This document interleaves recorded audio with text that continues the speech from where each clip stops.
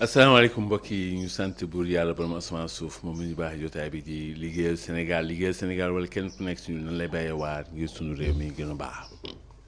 Sénégal réew mu war a gën a baax la nekk ndax yàlla mi borom asamaan suuf daf ñu defal mbooleemu xéewal yu doomu aadama aajowoo ci kaw suuf ngir jëm kanam géej ndox mu neex suuf su nangu nit ñu am doole nit ñu am xel suñu borom defal ñu xéewal yu nekk ci géej gi yu nekk ci suuf yu nekk ci biir suuf defal ñu xéewalu xel doomu Sénégal am xel rek koom la saa ñu jëlee xelam daas ko nàmm ko bës ko sotti ko xelli ko xel moom di ko jural yiw yoo xam njottam mu ne si woon a yegg sax ñun Sénégal xéewal yëpp nee na fi waaye ba léegi suñu réew mi suqalikuwul niñ ko bëggee loolu li ko waral nag mooy dañu liggéeyalagul Sénégal dëgg-dëgg liggéey dafa am yoon bi mooy da ngay togg ci sa xel nga jëmmal ko nga jëfee ko nga doxal ko saytu ko ba pare fexe mu gën a baax yooyu yëpp boo ci bàyyi rek liggéey bi manqué na tubaab yi loolu rek la ñu rawee dañuy togg ci seen xel dañuy jëmmal dañuy jëfee dañuy saytu dañuy fexe mu gën a baax saa su ne tey boo demee ci réewu tubaab yi da ngay fekk lañ defoon démb du tey loolu la ñuy defaat nañ doon bàyyee démb ak bërki démb du noonu la ñuy bàyyee tey ñun nag suñu maamaati maam yi nañ doon bàyyee ñun noonu la ñuy bàyyee ba léegi ay ileer ay gópp ay kajendoo ay daba yooyu lañ yor tey amaana am na koo xam ne bi mu génnee àdduna ak léegi juróomi téeméeri at a ngi nii tey bu dikkaatoon day ñëw rek dem dugg fa mu dëkkoon ñëw tool ba mu doon dem fa lay dem nañ doon bàyyee noonu lay bàyyee ba léegi loolu nag du yóbbu kenn fenn ñun Sénégal dañoo taxawagul bu baax ba léegi bokk na si li ko waral ñun dañoo bennoowul ñun dañuy xuloo suñu bii dañuy xeexante dañuy dàggasante dañuy dëmmante dañuy lekkante dañuy liggéeyante dañuy def yoo xam ne mënul yóbbu ay nit ca kanam ay nit ngir ñu jëm ci kanam dañu war a xàccandoo dóorandoo waruñu xaajaloo waruñu féewaloo waruñu gatsa bi yor réew mi gatsa boobu dafa gàllankoor réew mi ñu gis ni gatsa bàyyiwuñu ba si tey bu kenn si ñun dee mu metti ñu nag xale bi Ablaye Ba fële ca université bu Ndakaaru génn àdduna si ba léegi leeragul nag lan moo tax nan la génnee àdduna na l'enquête bi dina ko gën a leeral waaye bu ñu gisee gouvernement ñëw toog di si def conférence de presse di si waxtu di si janoog taskatu xabaar yi bu ñuy wax yow da ngay am da nga naan waaw mi ñun Sénégal fii lañ toll tey ñun tey am na ku dee xale bu dee boobu ñaar fukki at boo xam ne da doon jàng xam-xamu docteur nekk ñaareelu at mi kooku su deewee rek ñun si saa si dañu waroon wane gëdd bi nga xam ne moom lañ jox nit moom lañ jox doomi réew mi moom la ñu jox kuy jàng moom la ñu jox xale moom la ñu jox koo xam ni dee na te warul woon dee parce que xale bi warul woon dee de xale bi warul woon dee moom dafa waroon nekk di jàng loolu la waroon nekk di def lii la tubaab di wooye décès évitable dee goo xam ni mënoon naa ñàkk looloo daal gune gi dafa dee te warul woon dee léegi nag loolu ñun tey mais soxla woon na ñu ne sax deuil national maanaam dëj la boo xam ni ñun réew mi yëpp askan wi yëpp ñooy dëjandoo xale bi ñun tey si loolu lañu woon nag président de la république ñëw premier ministre ñëw gouvernement bi ñëw ñëpp ñu ne xale bi dañ koy dëjal ngir lan ngir lii bañati fi am parce que lii di gulee de 2001 ba léegi si Balla Gaye ba léegi ñun juróom-benni étudiant rey nañ leen fi si jàmbat yi si wàllum ay bourse ak ay lekk ay naan ay restaurant juróom-benni étudiant Balla Gaye lañ njëkk a rey 2001 2014 ñu ñëwaat tey jii ñun sooy xool mbir mi diggante Balla Gaye ba tey jii Ablaye Ba ñeen tam jaar nañ fi Yoro Tunkara Prosper xale étudiants yooyu yëpp dee waruñu woon dee ay dee la yoo xam ne mënoon nañ ko moytu mënoon na ñàkk léegi nag bu ñu ñëwee tey ministre bi naan waaw étudiants yi dañ yoroon ay cocktail molotov étudiants yi dañ yoroon ay grenade waaw d'accord étudiants yi yor nañ loolu yëpp léegi loolu yow sa liggéeyu police mooy loolu nga nangu ko ba pare càmbar ko loolooy sa liggéey waaw tey nit suñ la nee yow dañ la wax pour nga bale mbedd mi mais loolu mooy mbedd mi day tilim bu fekkoon tilim amul kon kenn du la wax nga bale léegi ministre bi dañ ko ne na yor kaaraange mooy dina am ñoo xam ne dañuy jalgati étudiant bu yoree cocktail molotov wala mu yor grenade dañuy dem nangu ko bu ñu xamee loolu la dañuy dem nangu ko ba pare jàpp ko saytu loolu mooy liggéey bi mais du ñëw daj yi fi ñu dëkk yónnee leen waa BIP ñu ñëw dal seen kaw ñun waruñu def loolu waa BIP ñoom force police d'élite lañ corps d'élite lañ ñoom li ñu xam mooy dañ leen tàggal si bu ay émeute amee ay jiixi jaaxa yu mag ñoom dañuy ñëw rek rajaxe ñoom loolu lañ xam si loolu lañ leen tàggal boo leen jëlee nga dugal leen biir université dañ fay rajaxe de parce que loolu lañ xam dafa jot police ñu am unité spéciale boo xam ni pour étudiants yi la loolu mooy ñun xam nañ ni université système universitaire fii si Dakar fii si Sénégal mënta bañ a am jeexi jaaxa te am na lu mu bon 20 000 étudiants mais ñooñu Sénégal bu daw la dañ leen war a utal police spéciale boo xam ne moo leen di gérer tàggat policiers yooyu alkaati yooyu tàggat leen si nan la ñuy wax ak étudiants yi nan la ñuy bennoo ak étudiants yi nan la ñuy lëkkaloo ak étudiants yi xam ne étudiants yi la ñuy liggéeyal ngir seen kaaraange bu jeexi jaaxa amee ñoom ñu xam nan lañ koy liggéeyantee sans bal tàkk sans nit di dee nit warul tëddee foofu xale yi waruñu jàngi ñuy dee nañ loolu warul nekk xale bi nan lañ ko reyee bon l'enquête bi dina ko wax mais daf warta ne warul woon dee léegi ministre bi moom yi muy wax moom franchement buy déglu waaw xam nga léegi yooyu muy wane am na ay xale yu ñëw yoroon ay cocktail molotov xam nga lu mu doon boo jëlee léegi ab butéel bu mënti nekk nga def si cox def si essence def si pétrole ab mees boo si def rek loolooy cocktail molotov loolu mais da nga koy defar léegi nga koy defar xale yi bu ñu fippoo rek mun nañ dem defar cocktail molotov loolu dara grenade fan lañ ko jëlee mais dañ ko war a enquête parce que ñoom amuñu njëgu grenade xale yi grenade moom li muy jar dëgg lu mu bon daanaka fukki junni yi moom dina teg xale yi seen bourse yi 40 000 la amuñu grenade fan lañ ko jëlee loolu nag liggéey bi mooy du dem songu leen de du dem xeex ak ñoom de liggéey bi mooy ni nuus ki yor loolu ba pare yoon def liggéeyam yàlla loolu yomb na bon ministre bi nag moom kaaraange du métier bon ñu ñëpp comprendre nañ ko gisoo buy wax nga xam ni kii bon moom avocat la day wax comme avocat mais du technicien wu kaaraange xamu si dara lu bees la si moom bon léegi nag yi mu doon wax yëpp waxu avocat la boo xam ne da ngay layal sa njoñ gis nga ministre bi tey moom avocat la mi ngi layal tey gouvernement bi moom su fekkoon nekkul si gouvernement lii am xale yi jël ko ne ko dañu bëgg nga layal ñu kon tey day lay pour dal si kaw gouvernement donc moom li muy wax moom waxu layu avocat la léegi nag xale yi nee nañ ñoom dañuy porter plainte premier ministre ndax premier ministre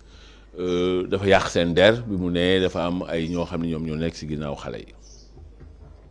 bon xam nga man loolu wax naa ko fi ne premier ministre moom warul wax loolu parce que xale yi quand même ay étudiants lañ léegi ay muskalaf lañ war nañ mën a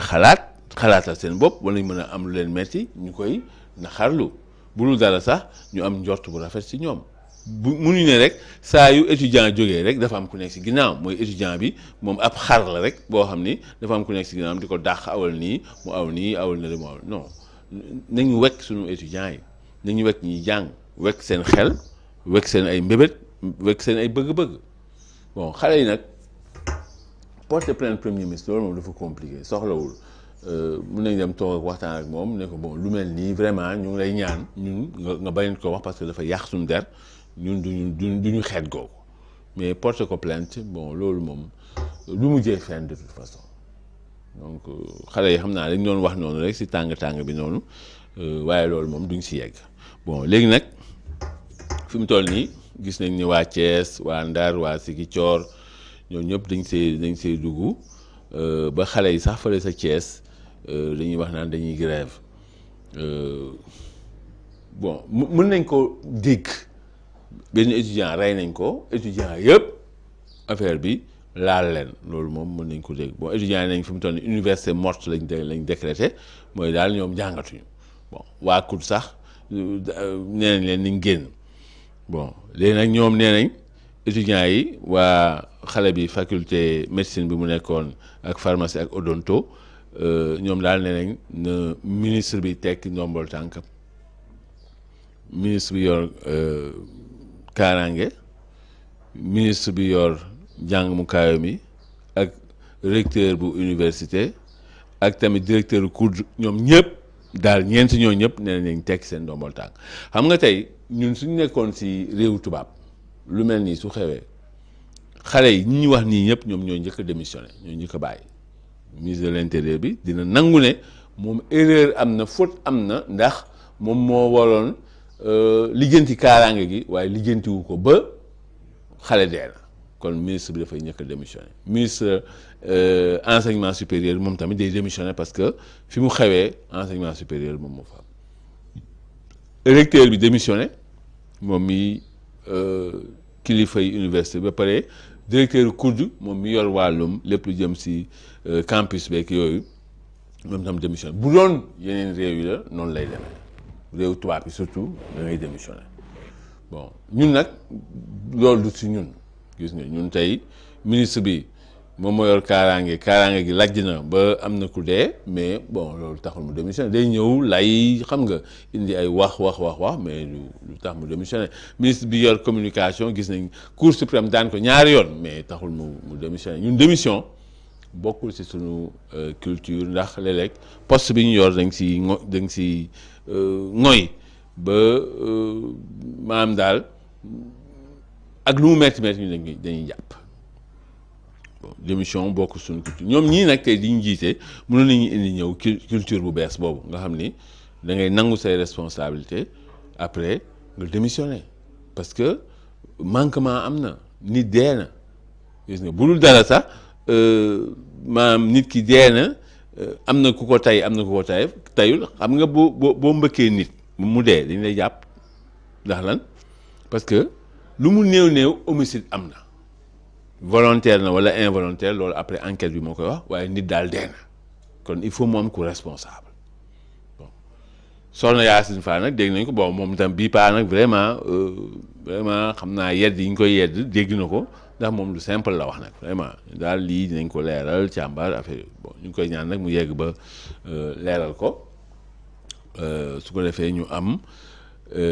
xam-xam si xale bi lan moo ko rey ak lu tax mu dee xale bi warul woon dee de loolu moom dinaa ko waxaat xale bi warul woon dee lii moo tudd décès évitable dee la bu mënoon ñàkk waaw alkaati yi bu ñu dugg ci biir campus universitaire bu ñu dugg ci biir université bi parce que image yi ñu gis ay kaaru police ñëw di dugg ci biir mel ni ay blindé mu mel ni guerre mais alkaati yi bu ñu duggee ci biir université bi rek mais jàmmarloo day am te lu ne mën na xew gis nañ nag néegu étudiants yi niñ ko def kan moo def loolu tamit monsieur le ministre loolu war na leer ñu gis man gis naa vidéo boo xam ni daf mel ni alkaati bi ab ko lacrymogène la jël rek dóor ko ci bopp benn étudiant la ilaha illallah loolu war ta am loolu yëpp dafa am ku joxe ndigal pour alkaati yi dugg ci biir campus bi kan moo def loolu parce que alkaati yi duñ def lu ñu leen joxul ndigal de duñ ko def pour alkaati yi dugg ci biir université bi il faut moom ku joxe ndigal diggante ministre bi diggante recteur COUD directeur COUD ñoo ñëpp am nañ ci implication ci nii walla ci naa kan moo jox alkaati yi ndigal ne leen dem leen ngeen dugg ci biir camp parce que xale yi jour boobu xale yi grève ñu woon ñoom li ñu waxoon sax mooy journée noire ne ku nekk toog sa nekk bon léegi ministre bi su ne dafa am ñoo xam ne ñoom dañu bëggoon saboter xeetu sabotage bu ñu mën ci def moom lañ façon yéene def saboter walla restaurant yi walla saboter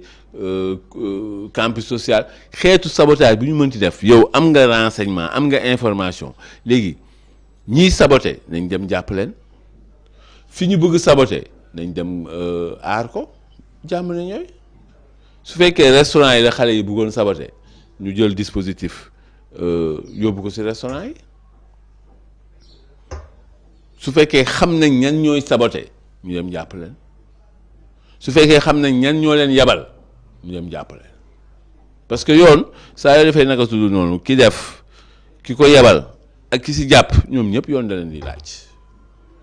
léegi nag dégg nañ ñoom boobu ba léegi naan waaw dafa am instrumentalisation politique am na ay politiciens yu nekk ci ginnaaw di ruux xale yi mais politiciens yooyu ñaan laaj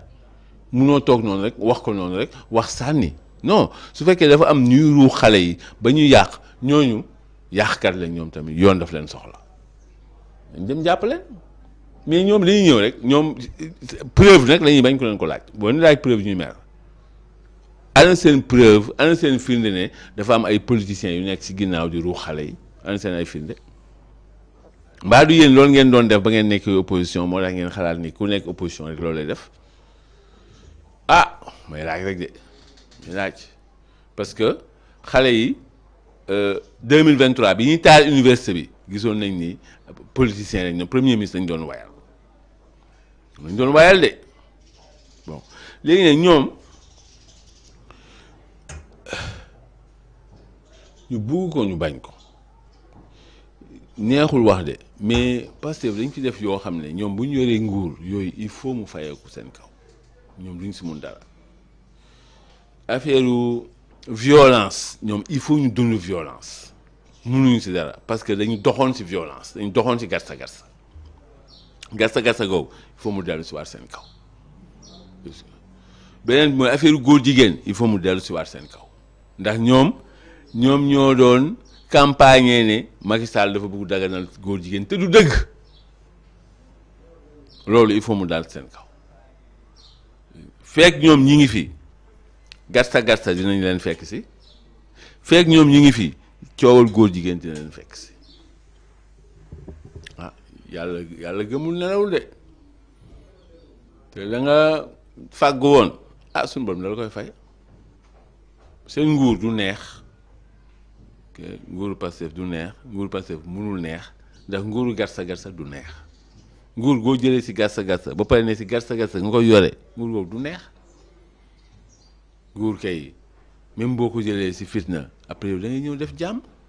yi nga jël ko si fitna ba pare ne man si fitna laa ko yore sa garsa mooy fitna tey léegi gis nga fitna yaa ngi ñëw di leen wuyu si tey ku leen waxoon ñoom Pastef dinañ yor nguur ñu ñëw ba alkaati yi duggee nii ci campus bi ba doomu Sénégal étudiant Sénégal 2e année médecine dee ñu gas ko suul dëjal ko ñoom ku leen waxoon seen nguur loolu dina tam nañ ko gëm yàlla mooy wax ak ñoom seen nguur du neex de du neex ci ñoom du neex ci ñun moom du neex parce que gis nga ñàkk gaa ngi nii tey ñëpp gis ko liggéey amul investissement amul valeur ajoutée amul création de richesse amul incitation stimulation économique amul ñun ñëpp ñu ngi koy dund neexul ci ñun mais du neex ci ñoom tamit parce que fitna yii tey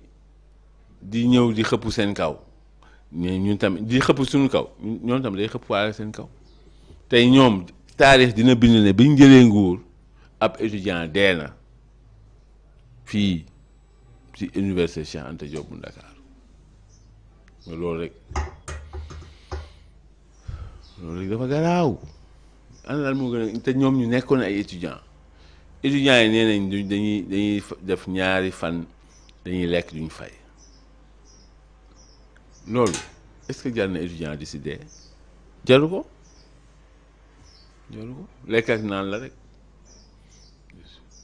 ñaata lañ koy xayma loolu bon c'est pas ñaata benn ndékki benn añ benn reer xale yi loolu 250 ñoom lañ siy fay seen 250 yooyu tey lu mu tekki mais warul tax nit dee warul tax étudiant dee bon léegi nag situation bi lan moo koy décanté parce que xale yi nee université morte fi mu toll nii ñoom si dëj lañ nekk moom kenn mënu leen wax dem leen jàngiwaat seen ay rongo ñu ngi tuuru ba léegi ñeen ñi gaañu nañ si gaañu metti am na ay alkaati tamit yu si gaañu mbir mi fi mu toll nii neexul léegi crise bi mi ngi nii lan moo koy saafara est-ce que suñu gouvernement bi mën na koo saafara parce que démb li ñu leen déggee vraiment man gisuma ñoom ñu ñuy saafara mbir taxawuñu démb taxawaayu saafara ñu taxaw rek mooy accuser ñii ba pare ñoom jéem a seetal seen bopp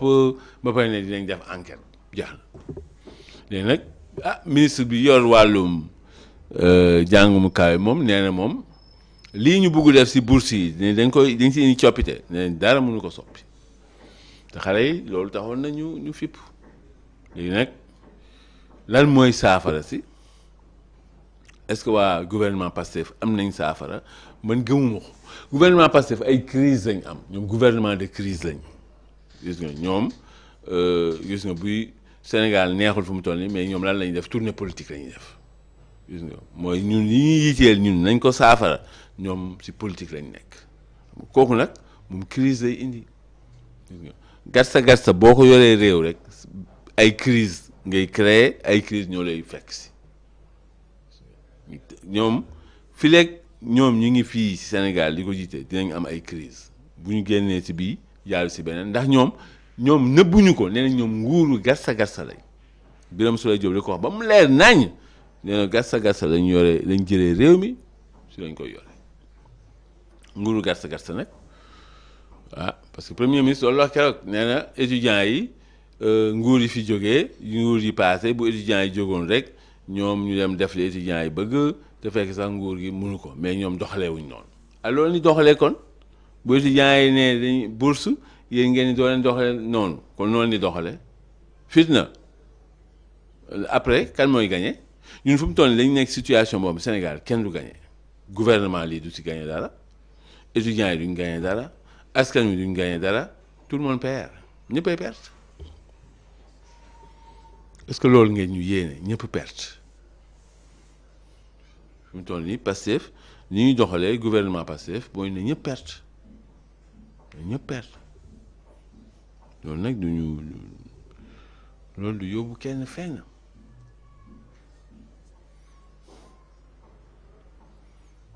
président de la République nag moom est-ce que dinañ ko mës a dégg si mbir mi mu wax si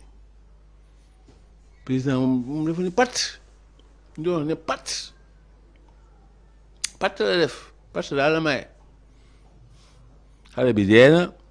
dégguñu président dégguñu premier ministre man de sama xalaat mooy premier ministre comme moom xale yi bëgg nañ ko na dem def tournée ci université yëpp wax ak xale yi na dem man de pour man looloo gën tournée politique yi muy def nii na dem campus université bu Ndakaaru bu Ndar bu Thiès bu Bambey bu Ziguinchor bu Sine Saalum na dem ci campus yi toog ak xale yi wax ak ñoom lu ñu mën dégg teg ci seen loxo loo xam ne dina dalal situation bi parce que nii xale yaa ngi dëj réew maa ngi ci dëj sax parce que doomu Sénégal bu deewee nii ci anam yi mais dëj la pour ñëpp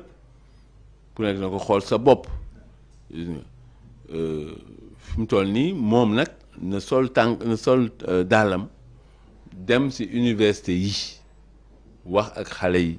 wax ak ñoom lu ñu mën dégg teg seen loxo loo xam ne dina tax ba jàmm am buñ daw léeg-léeg mbir mi dañ ko sànjaafu sànjaafu ko mooy xam nañ ni lii lu compliqué la lu complexe la du lu yomb d'accord nañ ko amul benn problème si loolu mais nag war ñu ko daw nañ dem xool toj yàq bi na acteurs yëpp toog premier ministre na dem si université yi wax ak xale yi wax ak jàngalekat yi wax ak personnel ñi encadré wax ak ñëpp su ko defee ñu waxante loo xam ne dañ koy jëfee jàngalekat yaa ngi ni waa G7 tey dañoo grève totale lañ def ndax nee nañ gouvernement li mu waxoon ak ñoom defu ko maanaam ñu grève bon ñu ñaan gouvernement tamit li mu wax mu def ko comme ça grève yi bañ a am parce que grève yi tamit kenn du gagné jàngalekat yi bugguñu grève lu wér te wóor xale yi ñu ngi nii di taxawal si mbedd mi si mbedd yi ñëppay perte ñu toll nii nguuru Pastef ñoom ñoo war a dellu seen xel xam ne réew lañ yor réew léegi réew boo ko yoree waa réew mi yëpp ngay àndal di liggéey dafa mel ni kaaraange rek munoo def kaaraange bu wér te yow àndoo ak nit ñi nga defandoo foog ñëpp jàpp si na ñëpp jàpp ñëpp xàccandoo ñëpp dóorandoo mais gouvernement Pastef loolu lañ bañ ñoom nee nañ seen biir lañ koy liggéeyanti ñoom ñooy yor ku dul ñoom du liggéey si réew mi si ay poste de responsabilité ba pare nag résultat moom amul ñaari at a ngi nii zéro résultat buñ ko nee nii dañ def mandat ba mu jeex mu nekk mandat blanc ñu wax année blanche ñoom mandat blanc la ñuy am zéro réalisation président Diomaye loolu soo ko nangoo nag yow di nga dugg si histoire comme président boo xam amul réalisation boo foogee ni non wàññi nañ ceeb bi wàññi nañ essence loolu du réalisation de président loolu du réalisation de gis nga loolu moom day naaw lii wér te wóor réalisation mooy loo xam ne da ngay ñëw ne hôpitaux yi ñoo ko fi def 100 000 logements yi ñoo leen def logements sociaux université yi ñoo leen fi def école yi ñoo leen fi def tali yi ñoo leen fi def ndox mi ñun ñoo ko ballal fii ñii ñu ñoo fexe ba ñu am courant Sénégal fexe nañ ba xar kanam àdduna bi yëpp fonk ñu mais tey Sénégal ban kilifa ngeen gis mu ñëw fi kilifa yi àdduna kan moo fi ñëw si fan yi si jamono yi ñaata ñun Sénégal tey président Amérique yi daanaka juróomi président Amérique ñëw teg nañ seen tànk fii ci réew juróom président France moom waxi noppi amul président France bu fi ñëwul depuis de Gaulle amul mais tey ñu ngi ni Sénégal kenn ñëw fi ñun léeg-léeg rek ñu dem bon am na agenda international boo xam ni président il faut muy dem xam nga topp agenda international bi waaye vraiment ñun toll nii fi ñu taxaw baaxul ñu demee baaxul ñu ñaan président mu woote ñu vraiment xàccandoo dóorandoo ñëpp jàpp si ngir ñu liggéeyal Sénégal delloo ñu ko El Hadj Bour Gueweul Jabaay Ngel Couture fii ci Parcelles Assainies suñu ñawkat suñu technicien Mame Thierno Sylla delloo ko njukkal suñu ay téléspectateurs yéen ñi nekk si àdduna bi yëpp suñu ay naataango internet amuñu seen fay ñu leen ñaan suñu borom jàmm xéwal ndimbal ak yéen mën di daje ñëw ëllëg bu soobee yàlla jàmm ak jàmm.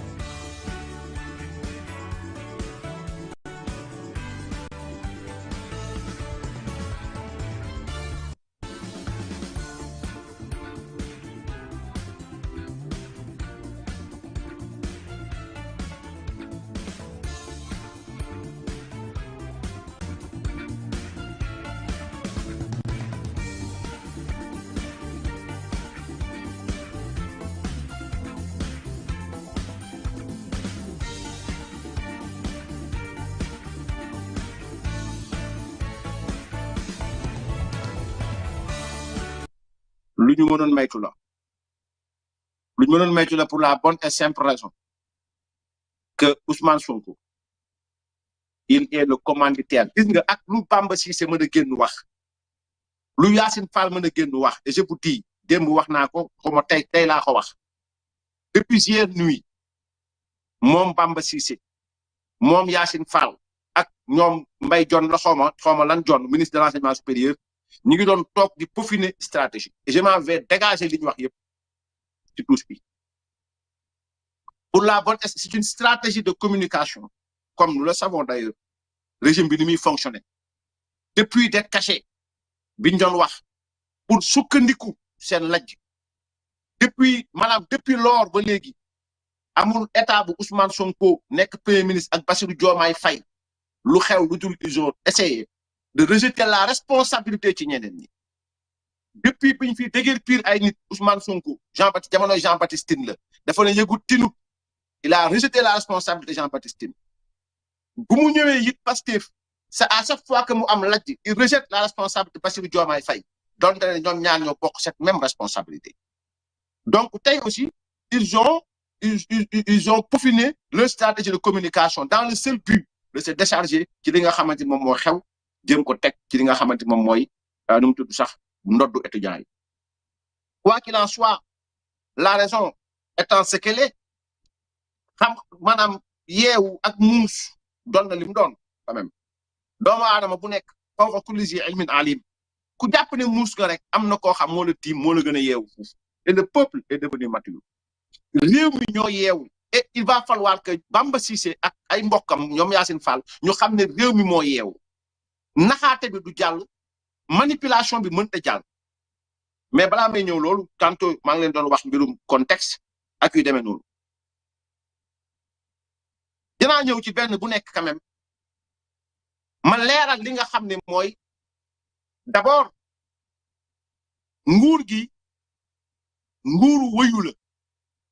nguuru Ousmane Sonko Bamba Cissé ne yu demee noonu c'est des voyous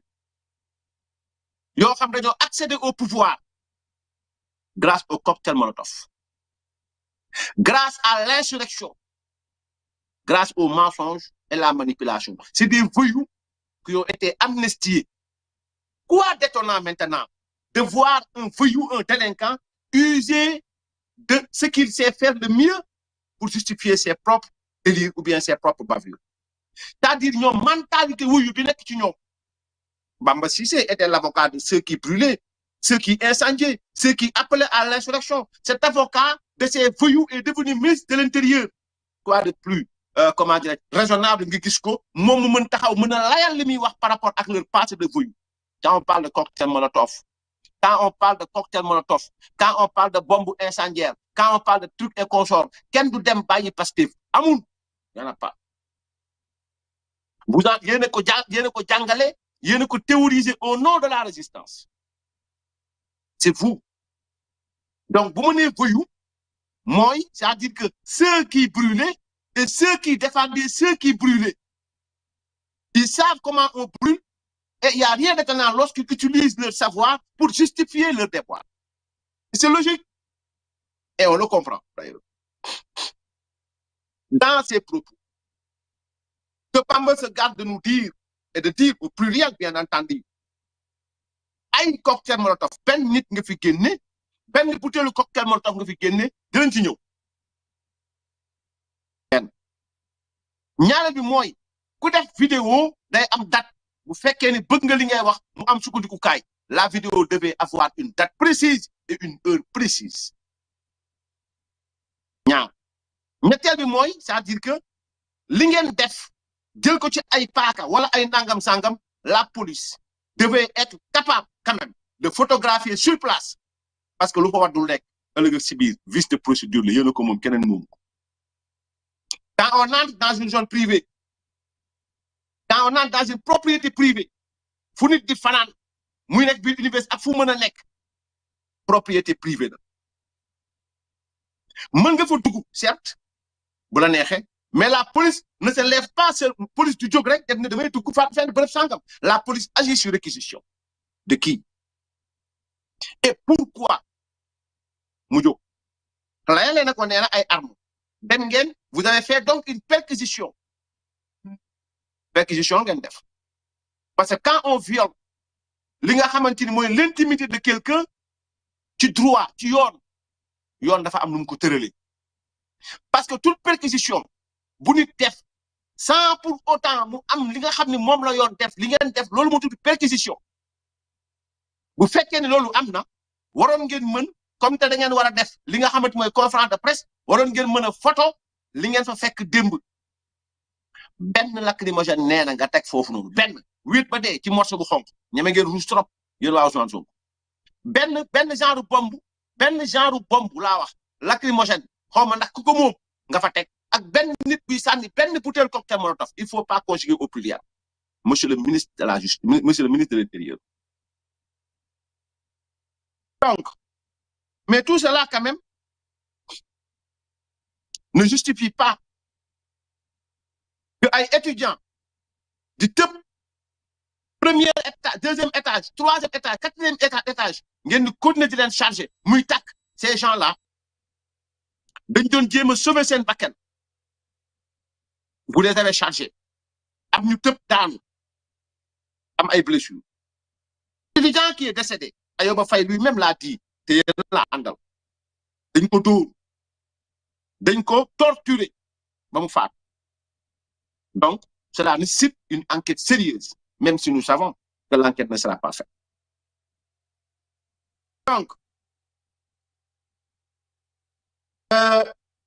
man nag étudiants yi laay waxal man jeunesse Sénégal laay waxal balaa may ñëw ci gouvernement bi ak li ñu wax. Il y a un peu plus de 2 ans votre université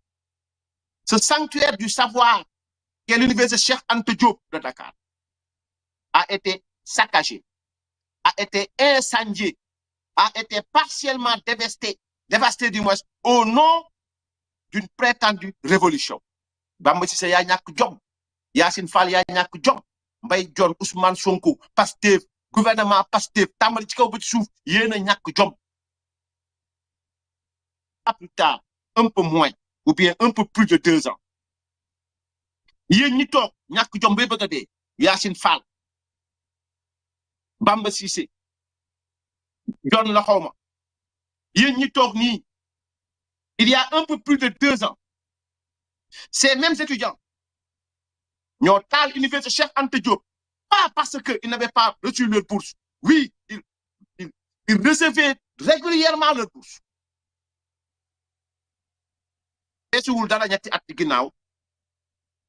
Bamba Cissé Yacine Fall nangam li leen fi teg yéen ngeen mën a toog di wax ay étudiants ñoo jóg lu toll ni université Cheikh Anta Diop Macky Sall defar ko defal leen amphithéâtre defal leen ay restaurant wàññi leen ticket yi defal leen bibliothèque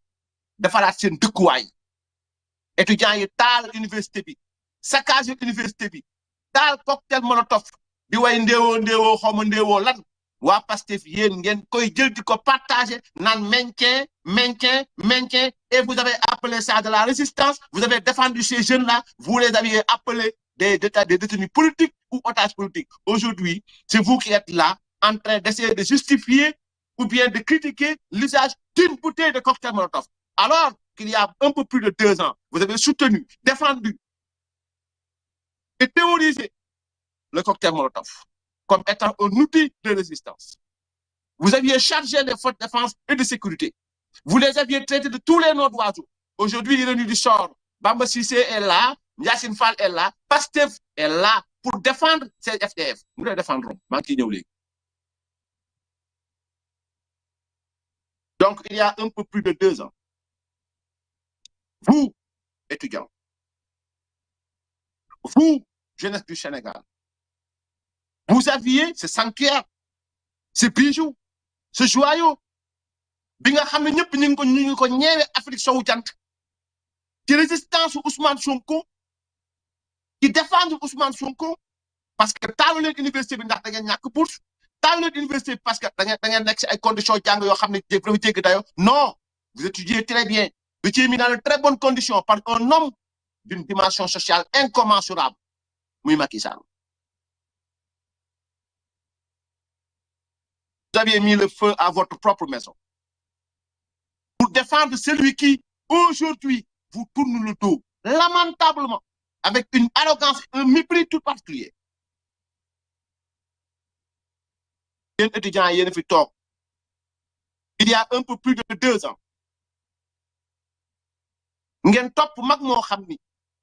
Il a voulu fuir ses responsabilités. Vous étiez constitué en bouclier humain. Vous aviez mis le feu à votre propre maison. Ngeen taal seen kër,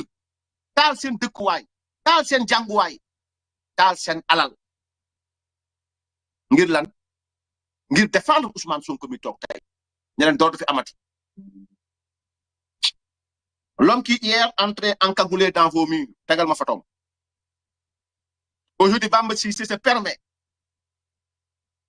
d'essayer de justifier leur bavure en invoquant le droit. Aujourd'hui, le ministre de l'Enseignement supérieur se permet, ose ouvrir sa bouche devant l'opinion pour convoquer le droit, pour convoquer le règlement afin de justifier le délit. Aujourd'hui, vous nous amenez, ou bien vous nous montrez un étudiant soi-disant anti-guillemets avec une bouteille de cocktail Molotov. Hier, c'était Ousmane Sonko qui entrait dans l'université. Tey jii yéen a ngi jéem a ñu dem ñu déglu Mbaye Dione après ñu ñëw ci li mu xam ne loo wax naan ay biir franchise universitaire ak nangam sangam ñu dem ñu déglu ko après ñu ñëwaat.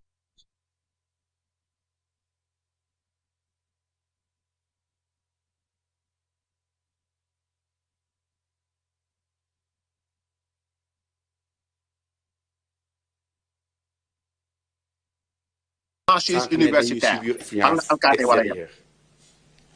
Voilà, merci. Merci. Le ministre wax na ko keroog dinaa ko waxaat tey malheureusement et c'est confirmé il y a des opposants yoo xam ne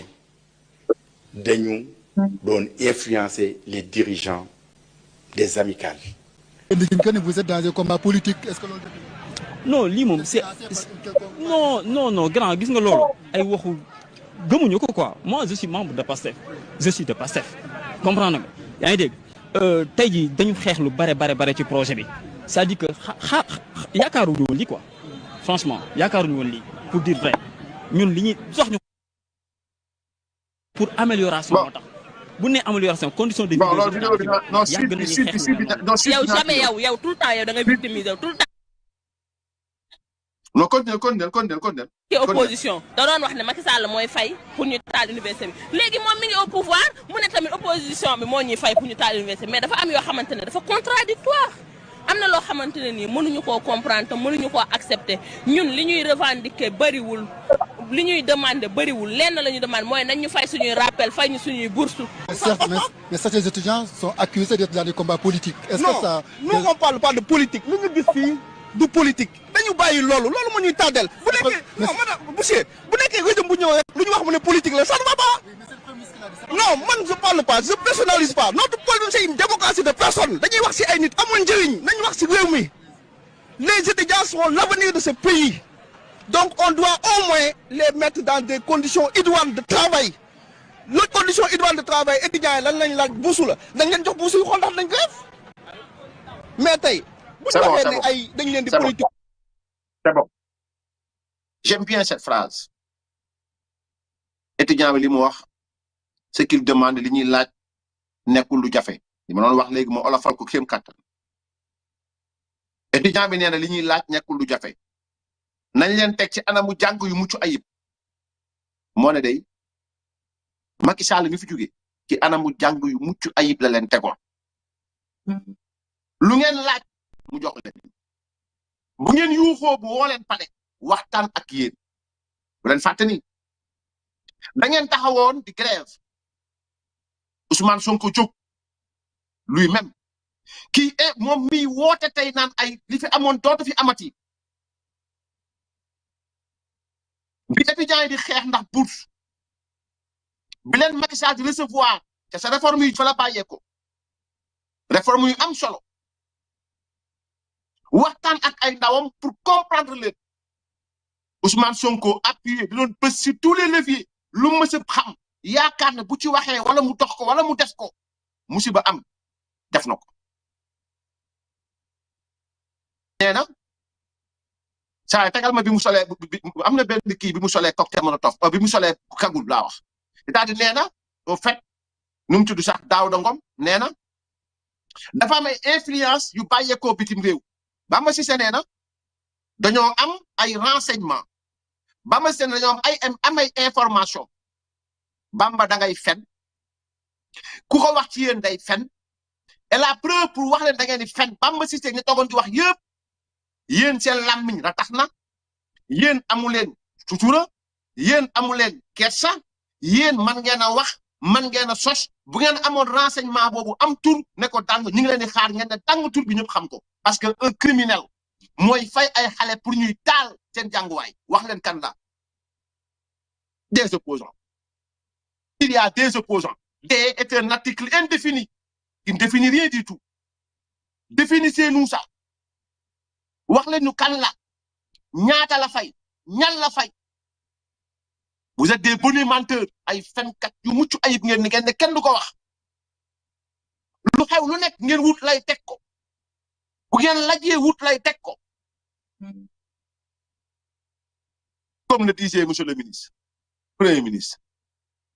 kon yéen ndakate yoo au-delà d'être de grands menteurs vous êtes des incapables comment un gouvernement peut-il avoir des renseignements comme quoi il y aurait des opposants qui instrumentaliseraient des étudiants dans comment jàppuleen avant ça si on a un renseignement on agit en amont on n'attend pas jusqu'à ce qu'il y ait mort d'homme pour venir dépiter les plus grandes fadaises sur la place publique c'est un mensonge d'État li nga wax ni nan la nguur mën a toogee am renseignement ku xam université xam ne mën na taalum réew ku xam université xam ne mën na indi musiba ci réew Bamba Cissé nga ne am nga renseignement bi tu l'as partagé avec qui ton premier ministre soit mu leen disposition bu ngeen jël jàpp et opposant boobu jël téléphone am exploité ko jàpp étudiant yooyu mën a réagir en amont avant qu'il y ait mort d'homme tu mens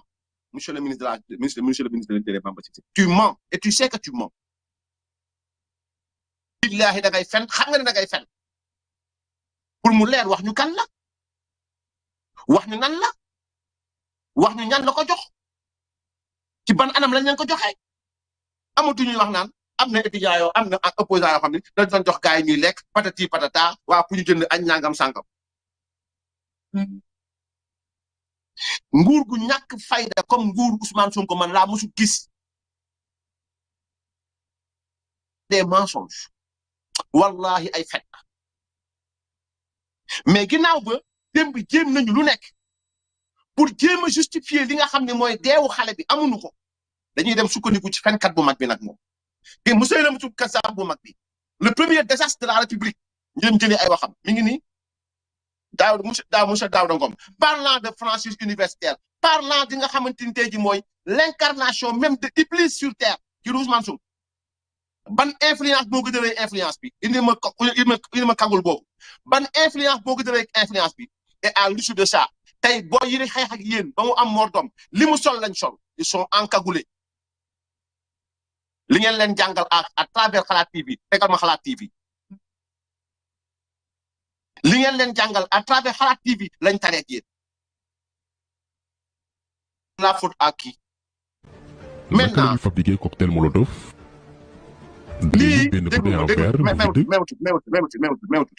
lii Xalaat TV moo ko jàngal xale yi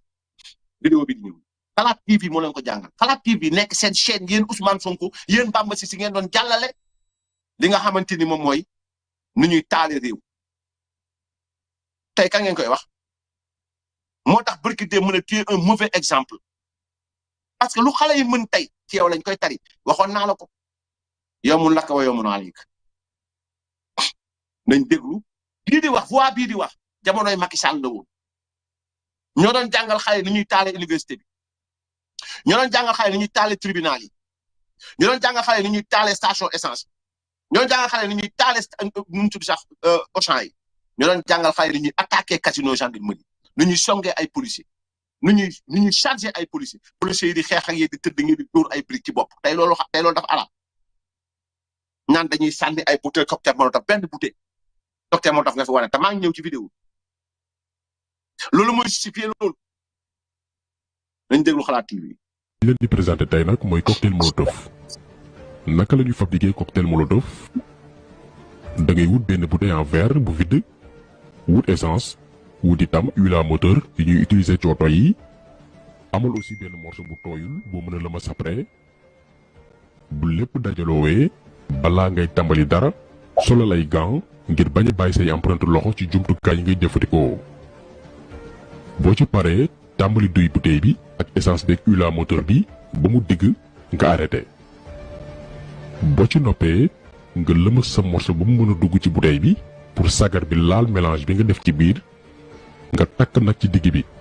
takk-takk boobee moo lay permettre gannaaw ba nga dugalee morceau bi ci bouteille bi ba noppi nga mën koo saañ tëj bouteille bi comme nii ngeen ko gisee ci démonstration bi nga bàyyi benn catu morceau bi di lang vérifier aussi ba xam boo wëlbatee bouteille bi liquide bi du tuuru lu bari bu dee tuuti lay toq ci morceau bi baax na mën nga ko delloo place am kola ci kaw bouteille bi denc ko ci bërëb bu sorewul fi ngeen fas yéene manifester bu ngeen amee lu ngeen mën a masquer seeni kanam aussi dina ci am solo itam bu menace présenté wu seen kanam moo xam ay nervi mbaa ñu yëg seen oto pour ñëw ray leen li leen di présenté tey nag mooy cocktail molotov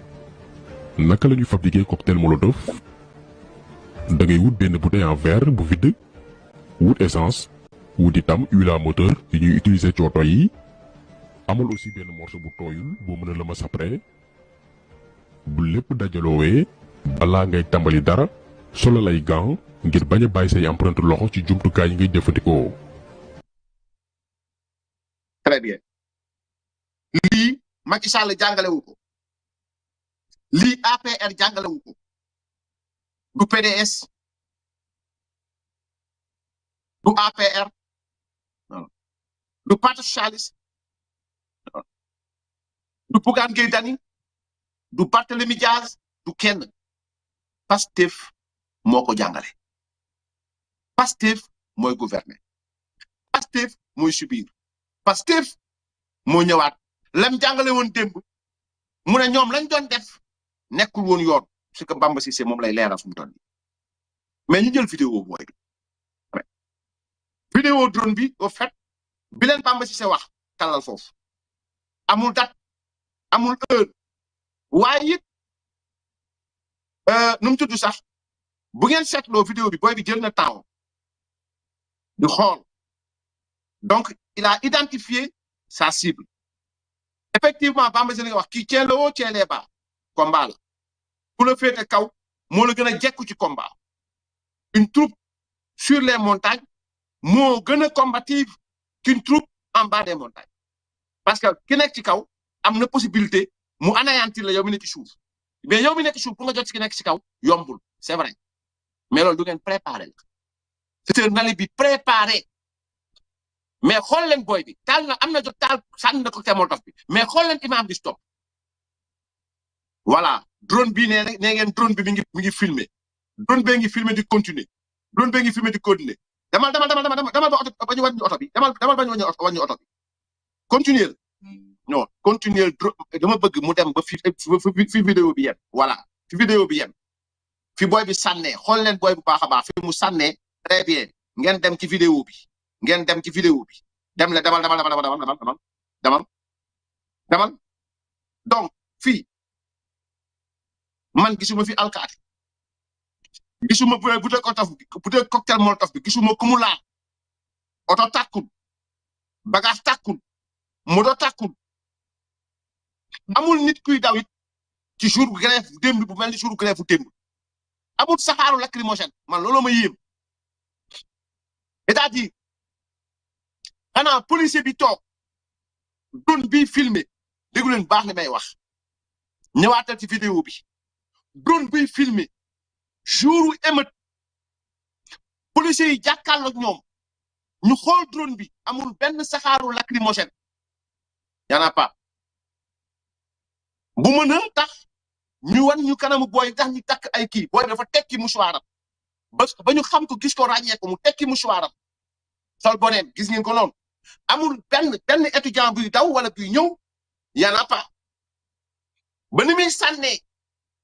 cocktail molotov bi on n'a pas vu de policiers on n'a pas vu de nu mu tudd sax ay jàkkaarloo ak ay homme de troupe wala ay FTS amul y en a pas xam nga vidéo bi xam benn saxaar laa fi gis mu saxaar cocktail molotov bi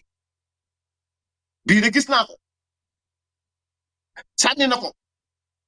mi ngi noonu sànni na ko drone bi day jël nag maintenant am temps wu maanaam drone bi am na temps bi yëpp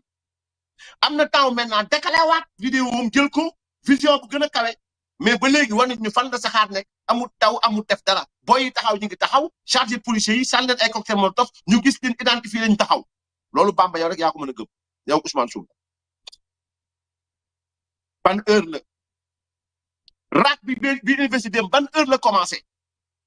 ban heure la jeex bu guddi du matin au soir xeex bi mi ngi am yéen a ngi dóorante grenade lacrymogène ba bip ñëw kon booy bi ñan la doon sànni au fait ci suuf maanaam ci suuf ñan la sànni ci suuf au fait c'est-à-dire kan la doon sànni kon je crois que nu mu tudd sax je crois que nit ñi quand même war nañu yeewu benn ñaareel bi mooy au fait c'est-à-dire que pare naa ci vidéo bi cette vidéo ne vaut rien cette vidéo bii nga def Bamba Cissé ça vaut rien du tout kan lay sànni ana policiers yi ana saxaar lacrymogène yi ana étudiants yi daw n'oublions pas que c'est un jour social émeute la ba mu am mort d'homme ñu gis ni biir université da doon takk di boy vers les coups de 19 heures université da doon takk laa wax di boy fu nekk saxaar di fa jóg ah maanaam jéegu boy di takk nga loolu gis nañ ko te mënoo am vidéo boo xam ne nag ci même jour la boo xam ni on ne voit pas li nga xamante ni tey jii nii moom mooy ay saxaar kenn mënul gis dara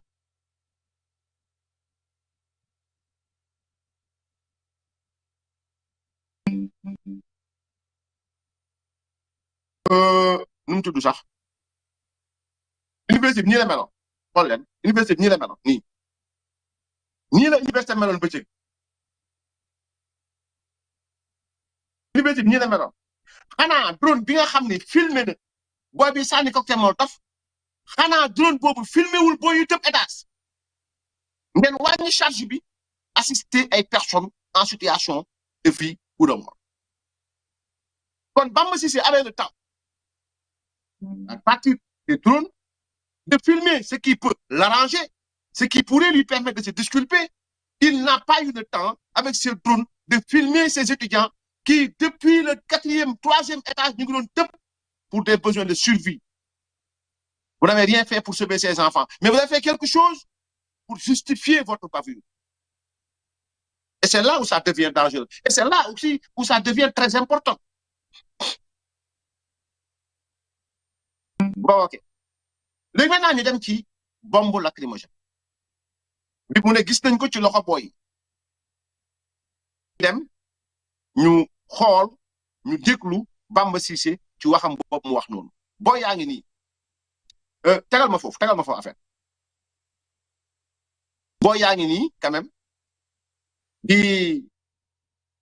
yor seen grenade sawaay kiiwal ma foofu parce que dafa am vidéo boo xam ni quand même il va falloir que ma ñëwaat ci mooy vidéo bi booy bi loxo bi dagg xawma loxo bee dagg xawma je vais essayer de voir après ma ñëw pour voir comment ni ñu mën a expliquer affaire bi cette situation là voilà donc boobu Facebook da koy nëbb parce que c'est un peu les images sont un peu choquantes quand même choquantes du moins voilà moo tax mi ngi noonu voilà donc notre pays. Voilà, très bien. Voilà. Maintenant,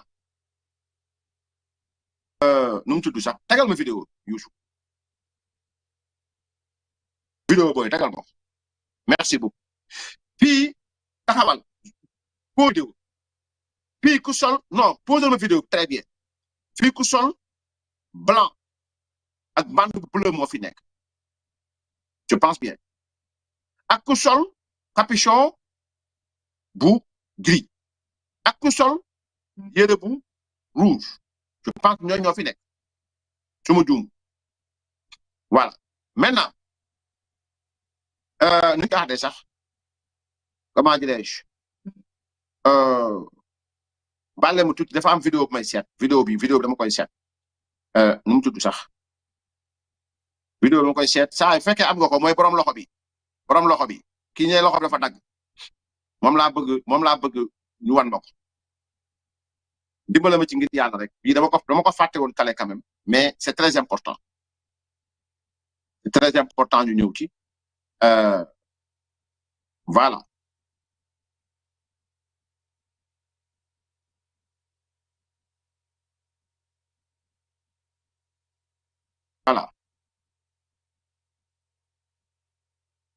maintenant ni nga xamante sax boy bi demal ci vidéo continuer vidéo voilà léegi boy ñu ngi nii toog di charger pour sànni seen grenade lacrymogène bii benn la mais ñëwal ñu déglu ki nga xam ni mooy Bamba Cissé nañ ko déglu voilà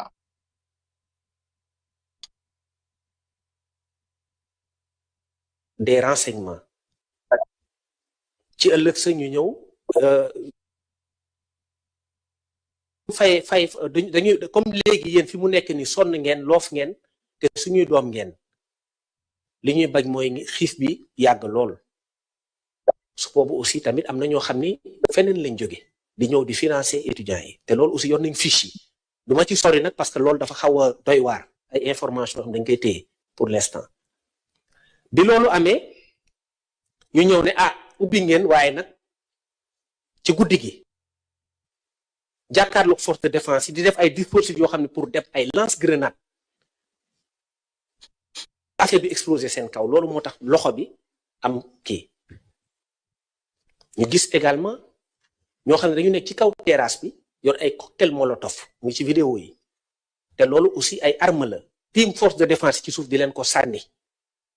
loolu moo tax ñoom ñu doon avancer pour ñëw seen kaw pour protéger wu dugg ci biir fekk leen ci kaw jëli leen loolu moo indi ñu dugg foofu parce que bu ñu fa toogoon rek mën nañ leen gaañ parce que cocktail molotov mën na la rey waaye nag loolu taxul grenade yee ngi nii moom lañ doon defar pour sànni ko mooy vidéo yi ngeen gis kooku loxo bi am problème fii ñu ngi def dispositif pour sànni grenade bi xam nga lii amul woon université image yi amul woon ñun bi ñu nekk université xamuñu woon yii kële mu ngi yor jaasi li may wax rek li ñuy wax yëpp dañ koy teg fii ngeen gis ko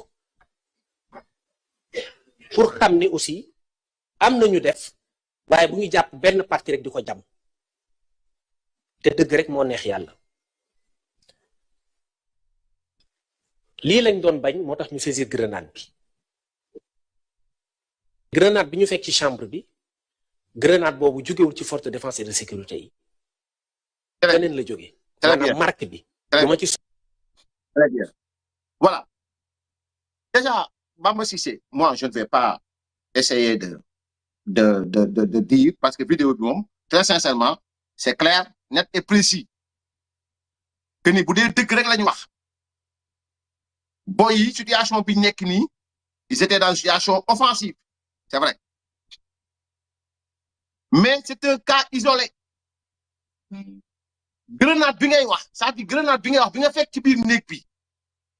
ci loxo kan nga ko fekk ci loxo ñan nga ko fekk c'est très important de le dire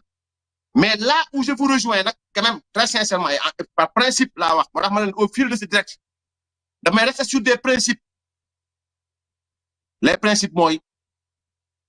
lii ngeen jàngal xale yi ba ñu mokkal ko moom la ñuy jëfandikoo maintenant ndax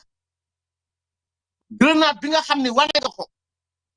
nga ne grenade boobu du marque bi nga xamante ni moom la FDS bi utilisé ban fan la jóge ak ci ban néeg lañ ko fekk ak ndax ki ñu ko fekk jàpp nañ leen waaw wala déet parce que dafa am solo c'est-à-dire que on peut exploiter une vidéo oui c'est vrai c'est pas normal moi je vous rejoins sur ça c'est pas normal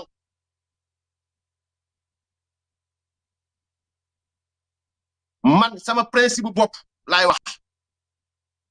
ab takku der policier wala gendarme bu ñëwee di maintenir l'ordre amoo droit di jël cocktail molotov wala ngay jël dara dinañ ko sànni position bu amoon seen jamono yi ngeen taal position boobu laay am du yéen de FDS yi la takku der yi parce que li ñuy def man xam naa ils sont dans une situation délicate mais ça ne justifie pas nu ñu chargé boy yi parce que doole yi bokkul benn groupe bu 5 personnes nga fi wane benn déclenchement benn saxaar wóoruñu sax ndax nag grenade la mais benn saxaar nga fi wane 600 personnes 600 hommes ngeen jël dugal leen ci biir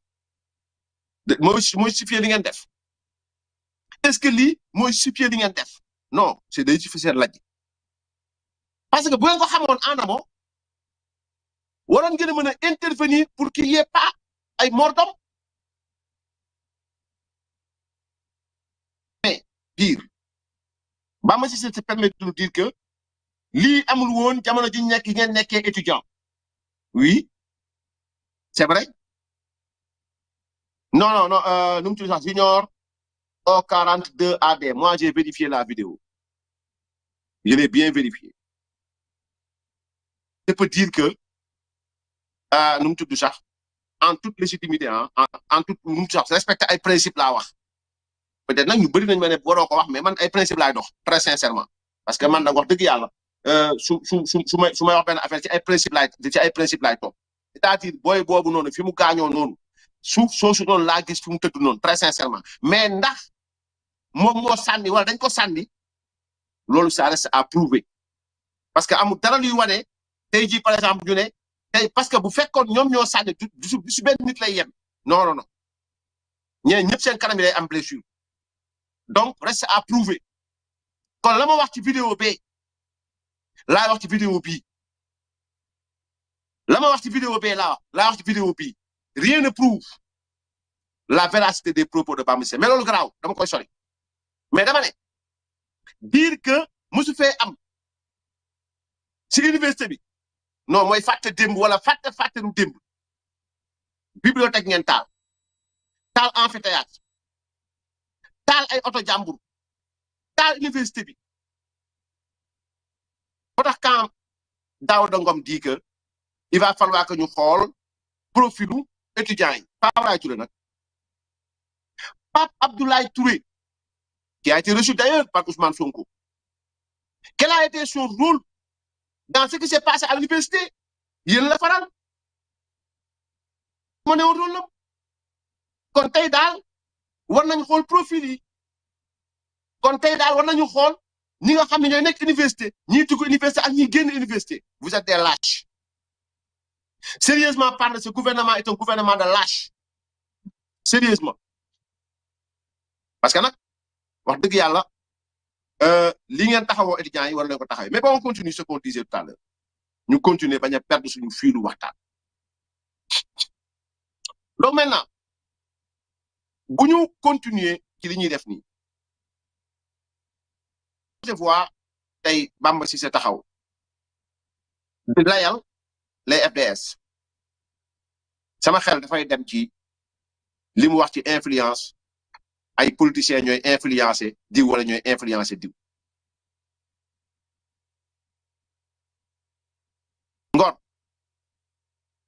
page Facebook jamonoy Macky Sall Ngor di koy jàkkaarloo woon ak takku der yi di xeex ak takku der yi Ousmane Sonko a tout fait pour influencer xale yi ñu gën a taal réew mi donc moo tax ma ne leen yéen c'est-à-dire que maanaam ay wuyu bu ñu ñëwee dañuy am layu wuyu kii Ousmane Sonko la ñu déglu. yenn page Facebook yi Sénégal yi duñu xam li xew ci réew mën nañ fa tëj nit ñi gazé leen rey leen te kenn du ko yëg lii mooy li ñuy xeex bés bu nekk waaye nag ñu war cee jàngat lu bari waa Ngor dañu wuyu seen tur mooy nit ñu am ngor lañu ngor mooy dignité boo am dignité di nga jaar ci kawam waaye doo ko jaay doole doo ko noot. donc Ngor seen ñëf lañ doon laaj déet ñu jàkkaarloog takku der yi Ousmane Sonko mu ne Ngor mooy dignité Ngor mooy dignité ak ak seen yelleef la ñuy laaj étudiant li ñuy laaj lu mu doon étudiant li ñuy laaj lan la doon qu'est-ce qui a changé entre temps la loi le règlement intérieur de l'Assemblée le règlement de l'université qu'est-ce qui a changé Ngor dañ doon laaj li ñuy laaj ñoo ko moom amaana wala moomuñu takku der yi génn gendarmerie génn mu am coow Ousmane Sonko li la doon wax yemul foofu mu ne ña dañ nekk ñoom ñëpp muy wakaam muy dëkk yi dañu war a génn ce qu'il disait vous êtes un contre-exemple Bamba Cissé yow ak ñoom Yacine Fall te xam ngeen lu tax du ngeen dindi loi d'amnistie parce que yéen a ngi koy dëggal yéen xam ngeen lu tax moo tax booy xaar justice dañuy sonal seen bopp rek si la mort de ce jeune étudiant peut être justifiée aujourd'hui par l'usage d'une bouteille de cocktail Molotov day leer d'une bouteille de cocktail Molotov qu'en est-il des événements qui sont déroulés entre 2021 et 2024 des centaines et des centaines de bouteilles de cocktail Molotov des milliards ou bien des millions maanaam yoo xam dañ ko jël distribuer ko ay xale ñu defar cocktail Molotov des stratégies de combat au-delà des cocktails Molotov ay armes yoo xamante ni tey jii nii dañ ko utiliser woon c'est comme yéen a mën a justifier votre mort seen régime yéen yàlla yërëm ko par l'usage d'une bouteille de cocktail Molotov Macky Sall lu muy def kon Macky Sall la war a def moom parce que lii la Ousmane Sonko doon wax niñ ko déglu waa Sénégal lan moo tax ñu ngi war a nangu Macky Sall takkuñu bu mu jaam lan moo war a tax tey bu koy seetaan muy def lu ko neex ci réew mi Ngor de benn quartier kese la mu tëleen depuis balaa Korité ba tey jii waaw moom quartier Sénégal yëpp takkoon seen fit takk seen ndig jàkkaarloog Macky Sall gëm naa ni du fi def genn wàllu fan ngir takk ay bagages am def ñi woo nekk lii nu mu tudd lii du influence ndax lii du influence c'est-à-dire que man sénégalais yi laa bëgg waxal quoi c'est-à-dire que man ban Ousmane Sonko ngeen jàpp ne kii Ousmane Sonko bu am crédibilité la ban la démb bi étudiants yi di taal université jàkkaarloo Macky Sall lu ne la fi wax di xam université bi tey nee na dafa am ay influence politique dañ leen jox xaalis dañ leen def nangam pour fuir ses responsables waaye nag quoi qu'on dise étudiants yi man tort bi yéen laa koy jox oui tort bi yéen laa koy jox li tax ma leen koy jox nag lenn la l'homme qui hier entrait encagoulé dans vos murs universitaires envoie désormais les forces de l'ordre réprimer ceux qu'il mobilisait autrefois. Ce même homme qui vous utilisez comme bouclier humain et transformait l'université en champ de bataille politique emploie aujourd'hui cette police qu'il qualifiait jadis de police de Macky Sall pour vous déguerpir des lieux. Grenades lacrymogènes, coups de matraque, gaz asphyxiant jusque dans vos chambres. Voilà comment on prend ses responsabilités entre guillemets quand on accède au pouvoir. Ousmane Sonko bu ñu ko mësaan convoqué sax buntu université lay jaar woo boo yi nekk biir université pour ñu yëngal pour convoi am bañ a yegg fi mu jëm fi ñu convoqué yéen la doon jël bouclier humain d'une manière insouciante vous êtes dressé contre l'état boo xam ni lépp la leen dox lépp la leen may discours am suffire leen ngeen transformer l'université en champ de bataille kooku noonu utiliser leen woon démb doon wax ne seen droit ngeen nekk Bamba Cissé mi leen doon défendre ci wàllu droit doon wax ne seen droit ngeen nekk ñooñu tey ñoo de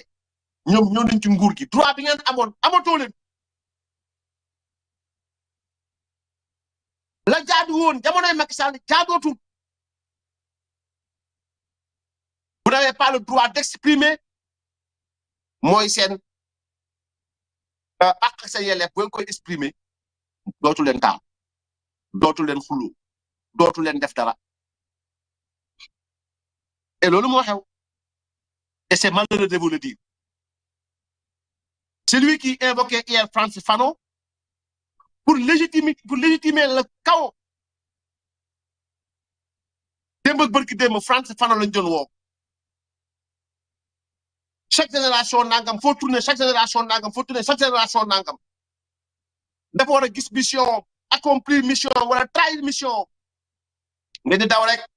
Sonko di utiliser rek ngeen di dee muy suul di yëg seen kaw bàmmeel ba yëg si toog ci fauteuil premier ministre celui-là même qui invoquait Francis Fanon hier pour légitimer le chaos semble avoir oublié jusqu'à ses propres leçons ça c'est de l'ironie mais l'ironie cruelle c'est de la lâcheté mais la faute yéen la faute yéen saa ñu ngi laa xanaa sa kii bi amul modérateur ku fi saaga bloqué am ñoom nag seen saaga lañ am amul booy wax dëgg moom mi ngi noonu amul li ñuy def lu dul saaga man xooluma leen sax maa ngi nekk ci li ma war a nekk man. donc la leçon à apprendre ici ci li xew démb di université mooy étudiants yi yéen a war a distinguer seen combat. Pas un appel à la violence, je ne le ferai pas. Ce n'est pas un appel aussi à la résistance, non, je ne le ferai pas. Mais je vous appelle quand même. Je vous invite simplement, chers étudiants, à distinguer vos combats. Parce que Ousmane Sonko avait son combat. Ousmane Sonko avait son combat. Fuir la justice. Se dérober, madame, fuir la justice. Vous l'avez aidé à fuir la justice. Vous l'avez aidé à fuir ses responsabilités. Aujourd'hui, ce même Ousmane Sonko vous met devant la responsabilité d'État. Et c'est regrettable, mais non le moi. Chers étudiants, c'est regrettable. C'est même regrettable de le dire, mais non le moi. Ousmane Sonko avait son combat. Échapper à la justice, refuser un procès, instrumentaliser les foules au nom d'une rupture entre guillemets programmée. Aujourd'hui, votre combat est autre.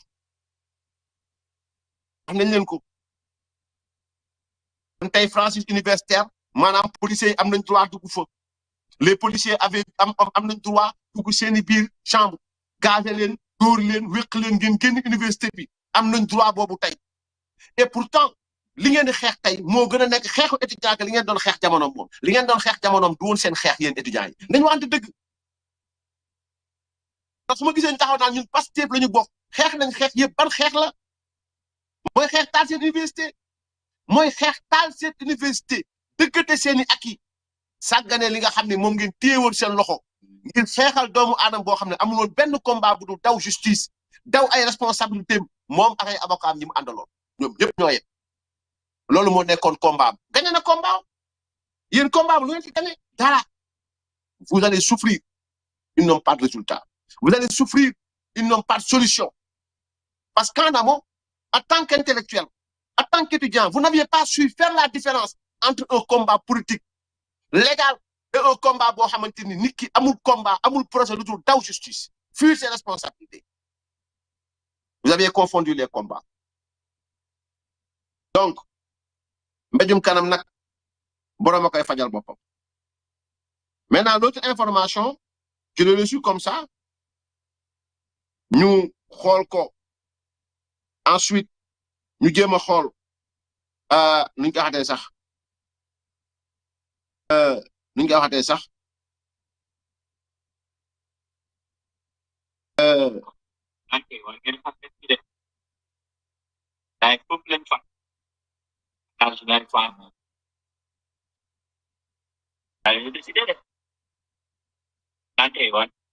bon donc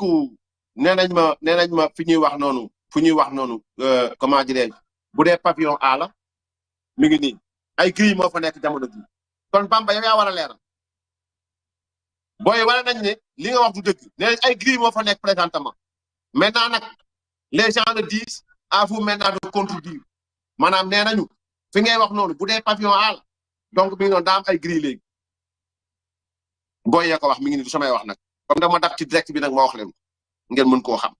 maintenant fan la booy bi taxawoon di sànni cocktail Molotov moi je ne sais pas parce que très sincèrement xawma parce que man nag ku ma vaar laay bañ du ma bëgguma ku ma vaar kenn du ma vaar bu sooba yàlla incha allah parce que je reste sur les principes donc en quelque sorte voilà ce qui peut expliquer li nga xamante ni moom mooy li nga xam ni arrêté nañ nag 105 personnes. L'étudiant décédé aurait sauté du pavillon. Aurait lañ wax. Bon, voilà. Donc, nous le commissariat central de Dakar, sous le commandement du commissaire divisionnaire Mamadou Tendeng, et ses commissariats secondaires, dont celui du Point E, ont procédé lundi à l'arrestation de 105 individus lors des violents affrontements survenus à l'université Cheikh Anta Diop de Dakar. Selon des sources de Sénévep, l'ensemble des interpellés a été placé en garde à vue à la sûreté urbaine pour actes de vandalisme, destruction et dégradation de biens privés et publics, participation à une manifestation non autorisée, injures, violences et voies de fait envers les forces de sécurité. Plus de 22 policiers ont été blessés lors des manifestations. Donc, ici, il dit, donc, bilan des dégradations, les manifestants ont incendié 2 véhicules sur l'axe du pavillon B, zone A, ainsi qu'une mototricycle du coude. Les matériaux de l'enclos du coude ont également été brûlés. La situation au sein du campus est demeurée très tendue, les manifestants ayant exprimé l'intention de saccager les locaux de la direction du coude ainsi que les restaurants universitaires. Donc, un étudiant est décédé dans des circonstances tragiques. Selon les premières informations, donc il aurait chuté du haut d'un pavillon et succombé à ses blessures, d'après nos sources proches du dossier. Les circonstances, les circonstances exactes de cette affaire restent à élucider. Donc la situation continue d'être suivie de près par les autorités policières. Dans ce communiqué, Bamba Cissé amul benn yoon police wax ni saisir na ay armes contondants, saisir na ay grenades wala cocktail Molotov wala saisir na nangam. Un communiqué doit être très clair. Ça, ce communiqué est en déphasage à li nga xam moom nga wax. Parce que quand la police intervient, quand il y a arrestation day àndaale ak ay pièces yoo xamante ni pièces yu leer la comme midi, mais la police a dit avoir procédé à l'interpellation de 105 personnes accusées leen loo xamante ni donc nu mu tudd sax ay charges yu diis la yoo xam ni donc voilà ñu ngi ko teg seen kaw muy acte de vandalisme, destruction et dégradation de biens privés et publics, participation à une manifestation non autorisée, injures, violences et voies de fait envers les forces de sécurité. Man dama jaaxle quoi. Dama jaaxle. Pourtant, démb Yacine Fall. Quand on nous dit que, comment dirais-je, quand on nous dit que lakk nañu nu mu tudd sax benn tricycle lakk nañ nangam kon yéen bu loi d'amnistie amul woon du baax. Arrêtez de nous dire donc 1000 personnes qui ont été emprisonnées. Il faut arrêter. Nañu waxante dëgg. Bu dee da ngeen jàpp booy yi nekk université parce que dañoo taal nu mu tudd sax ne ngeen acte de vandalisme, destruction et dégradation de biens privés, loolu ngeen leen toppee, et public, participation à une manifestation non autorisée, injures, violence et voies de fait envers les forces de sécurité. Donc, yéen moom kon baatu détenu politique maanaam wàccu leen 5 milliards yi ngeen lekk wàccu leen ko parce que kuñ fi jàpp 2021 2024 lii nga def wala pire vous aviez da ngeen a fay xaalis booy dafa ko moo tax ngeen fay xaalis laa wax fay xaalis booy di taal université bi taal ay bibliothèque taal nangam loolu dara par rapport ak li booy def yëpp billahi mais yàlla subhanahu wa taala quand même mooy indi dëggam saa su nekk moment bi nga ko bëggee bref donc lii mooy li nga xam ni bëggoon naa ko wax ci cadre étudiant yi dinañ ci ñëwaat incha allahu taala pour gën a clarifier mais cette vidéo de Bamba Cissé par rapport ak ki di sànni cocktail Molotov j'aimerais savoir ça a eu lieu à quel moment ban date ban moment nangam sangam bu mu jeex tàkk. Bon l'autre information bi nga xam ni on a l'obligation de le dire quand même mooy avocat Pape Cheikh Diallo bi quand même il a démenti parce que équilibre dafa baax ci lépp. L'avocat de Pape Cheikh Diallo a démenti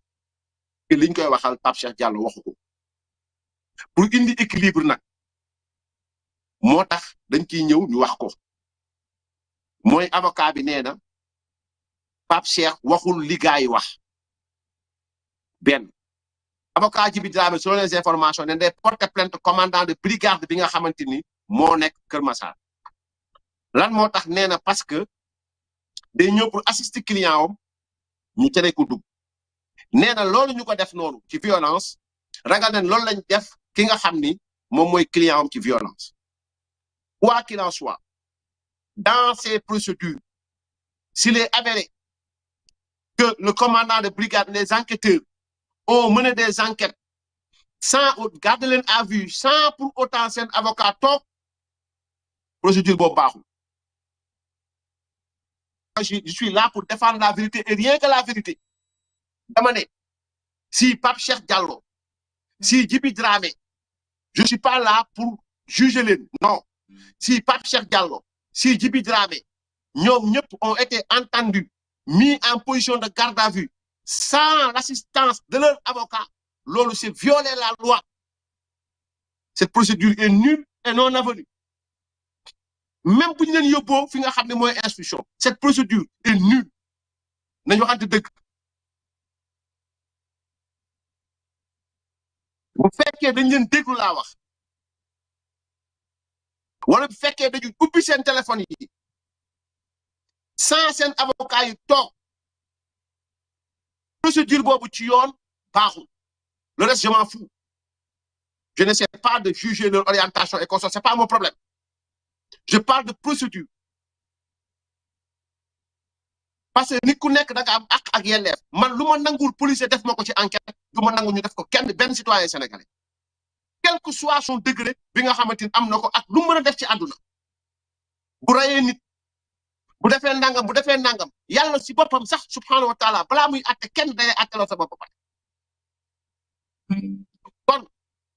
s'il est vrai que Pape Cheikh Diallo même s'il aurait confirmé mais qu'il l'ait fait sans l'assistance de son avocat, ses aveux sont nuls et non avenus. Baaxul. Parce que yow na ko wax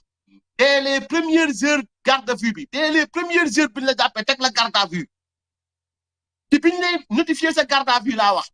da nga am droit sa avocat toog kon bu fekkee la mu wax mi ngi nekk ci procès-verbaux yi sans avocat bu toog dans ce cas enquête boobu baaxul enquête boobu mënta baax ñaar ñetteel bi mooy s'il est vrai aussi que avocat Djiby Dramé dafa dem pour assister avocat am ñu tere ko ça c'est très grave aussi c'est piétiner les droits fondamentaux droits élémentaires donc il faudrait que li tax ma wax ko nag c'est-à-dire quand on informe da ngay informer par rapport ak ay principes ak ay équilibre parce que ku ñu jàpp luñ la mën a jàppee tu es présumé innocent jusqu'à ce que la justice puisse quand même mu topp li mu la war a toppee mais pour les chefs d'accusation yi ma gis démb ñu wax ko ñu gis démb ñu wax laa wax dafa laa yem parce que Sénégal la nekk loo fi wax ñu jël ko interpréter ko neneen mais man bon am na si yoo xam ne je m'en fous moi je milite pour la vérité et seulement la vérité mooy benn lii moom mooy acte contre nature flagrance la dañ lay fekk nga koy def ñu jàpp la wala enquête bu leer génn mu am lu mu lëkkaloo primo secondo association de malfaiteurs dañ koy prouver l'enquêteur peut-être a ses raisons wala le procureur a ses raisons mais man li ma taxaw di ko wax mooy kullu ku ñu jàpp ci àdduna bi laa wax bu fekkee li ñu wax ne moom moo avoué te presse bi da koo wax presse bi nee na il a avoué avocat wam nee na il n'a pas avoué ndax maintenant ba muy avoué s'il y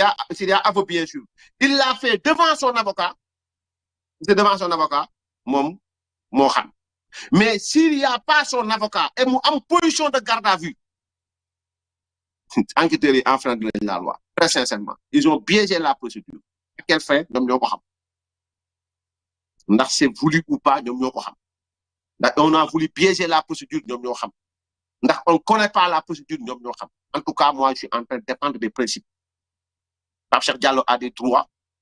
la présomption d'innocence est consort Djibril Dramé a une présomption d'innocence et on a l'obligation de les entendre seen avocat toog pour procédure mën a sérieux pour procédure bi mën a sérieux sans ça bu ñu amee ay avocats yu taxaw dëggantaan jaay cette procédure maanaam day bu ñu demee chambre d'accusation parce que noonu lay demee de bu fekkee ni la procédure respecté wuñ ko régulière wuñ ils n'ont pas été assistés par leurs avocats les avocats bu ñu demee ba ci institution bi am nañ droit saisir la chambre d'accusation maintenant mooy statuer xool ndax ñi ñuy wax dëgg la am déet bu dee loolu dëgg la procédure nulle dañ koy baax am dañuy ñibbi seen kër yi kenn dootu leen toppati ci dara loolu moom pour mu leer donc maintenant ça veut dire que nous sommes au Sénégal c'est un état de droit et chacun a ses droits beneen bi mooy par rapport ak li nga xam ni moom mooy comment dirais-je j'allais dire beneen dossier bi mooy les 14 personnes parce que c'est 26 au total c'est 26 personnes au total bu ñu suivre affaire 14 yu dig 12 yu gendarmerie mais ñeenti 14 yu dig yi moom boobu enquête bu leer la ko midi boo xam ni il s'agit pas c'est de la pédopornographie loolu moom ça n'a rien à voir donc code pénal bu leer ko midi mais par rapport ak ñoom bu ñoom Pape Cheikh et consort bon voilà peut-être dañ ci ñëw ci ay yeneen jotaay parce que c'est des informations yu ko xam ne amul tabou car les gens là dañ bëgg def nit ñi amul tabou il va falloir que les gens expliquent clairement ci yan anam lañ leen enquêté ci yan anam lañ defee aveu parce que nit ku nekk da nga am ak yelleef dama ne même boo tëroon nit ren di ko pour yoon liñ la wax defoo ko liñ la wax defoo ko maintenant quand on parle d'aveu on a obtenu nan lañ obtenir aveu yi ndax dañoo def enquête wala ba gis nangam ñoom ñoo xam mais en tout cas kenn amul droit entendre benn nit ci àdduna yoon dafa évoluer kenn amul droit entendre benn nit ci àdduna te avocat am toogul kenn amul droit ubbi téléphone kenn ci àdduna te ay avocat am toogul parce que yëpp c'est privé donc loolu mooy li nga xam ni bëggoon naa ko wax ci affaire bi sans pour autant essayer de les disculper wala ma inculper leen l'autre chose mooy le 14 gis ngeen ni donc voilà ñi ngi nekk di xaar li nga xam ni moom mooy levée immunité parlementaire bu Farba Ngom ma bëgg wax nit ñi mën a leen levée immunité parlementaire bu mu leen jaaxal ñoom ñoo am majorité ñoom ñooy décider ñoom ñoo yor lépp Yacine Fall mi sañ a ñëw ñu jël jigéen boo xam ni kenn xamul fan fu mu jógee taxal Jérôme Bandiaky inculpé ko ñooñu mën nañ ñu ne ci àdduna dama leen di wax sénégalais yi ngeen bàyyi xel laa wax bàyyi leen xel bu baax dama ne li tax et un jour je reviendrai dessus des premières heures de l'enquête des résultats d'autopsie des auditions jusqu'à l'apparition de cette dame dans ce dossier Jérôme Bandiaky ils sont en train de fabriquer dama leen di wax benn affaire ngeen jàpp ko ngeen téye li ma wax donc pour Yacine Fall moom levée immunité parlementaire bu Farba Ngom est une mission c'est une mission boo xam ni da cay def fulaam ak faydaam kon elle peut faire lever l'immunité parlementaire de Farba Ngom mais loolu bu mu jaaxal kenn xam nga lu tax njëkk nañu lever immunité parlementaire Farba Ngom il a fait face fuñ mujjé fan lañ mujjé contestation sérieuse et c'est plus lourd 91 milliards 125 milliards est un dossier 1000 fois plus lourd que 2 téléphones. Maintenant, Yacine Fall devra nous dire ci dossier bi mu jox ñu numéro de téléphone yi ak lan lañu doon def pour atteindre la sécurité de l'État. Elle nous le doit. Parce que ay wax day leer. Maintenant, lever l'immunité parlementaire Farba Ngom bi ça va permettre aux Sénégalais que ñu xam ne ñii ci ay caaxaan lañu nekk. Mooy lan mooy yàgg dëgg dafay feeñ. Xam ngeen ne en février 2025 coow li bëri woon na ci kaw Farba Ngom wax ci bëri woon na ci kaw Farba Ngom tuuma yi bëri woon na ci kaw Farba Ngom 125 milliards 91 milliards février 2005 ñu ngi février 2026 un an après. Pas eu raison sur eux. Ils n'ont pas prouvé 1 centime bu Farba Ngom jël état bu Sénégal moom ko mu lekk ko. Ils n'ont pas prouvé 1 centime de francs CFA pour Farba Ngom blanchir. Ils n'ont pas prouvé une once de preuve par rapport à une quelconque association de malfaiteurs. On ne l'a pas vu ni au Trésor public, ni au niveau de la DGID. Un an après, 365 jours, jour pour jour, ils n'ont pas pu prouver. Devant le juge, les contestations étaient tellement sérieuses que le procureur de la République gâchait le délai. Maintenant, ils ne veulent pas laisser Farba Ngom. Nous avons indi dossier ñaar téléphone portable. Si xam nga li gëna bon ci aduna, moy nga xam ni tu es ridicule, tu es médiocre. C'est-à-dire que le seul fait que Yacine Fall et Ousmane Sonko xam ni ils sont médiocres, qu'ils sont fiers dans leur médiocrité, qu'ils font la promotion de leur médiocrité et que les Sénégalais les acceptent dans cette médiocrité. C'est ça le problème. Mais ku xol leçon bi ci Mansour Faye ci Sophie Gladima, elle a été madame Aïssatou Gladima non lieu la am partiel détournement de deniers publics kenn toppatu ko waxuñu ci de mais loolu moo am Sophie Gladima kenn toppatu ko ci détournement de deniers publics kenn toppatu ko ci ay blanchiment de capitaux kenn toppatu ko ci loolu nañ ko léegi li ngay toppee mooy ñu mu tudd sax association de malfaiteurs mais yow lekk ko dara mais da nga def association de malfaiteurs loolu naa ci ñëw beneen jour après Ndeye Saly Diop Dieng kazalika Moustapha Diop li taxoon ñu lever immunité parlementaire ba léegi ba dem ba sànq indiwuñ ci jalay firnde indiwuñ ko ci. Maintenant ku toog ci réew ne Ousmane Sonko naan ay ñun ñoo yor réew mi ñoo yor toutes les informations ñoo yor tous les renseignements yow nga am tous les renseignements mënoo génne 14 boy xaw ma 18 boy yu nekk fee yu njàpp yow sa renseignement dàkk sant la maanaam Ousmane Sonko maanaam nguur gu ñàkk fayda mooy nguuru Ousmane Sonko ak Diomaye Faye jot naa ay renseignement opposition bi lii yow tu as été incapable bousiller suñu carburant bousiller du temps bousiller tout pour partir au Maroc revenir les mains vides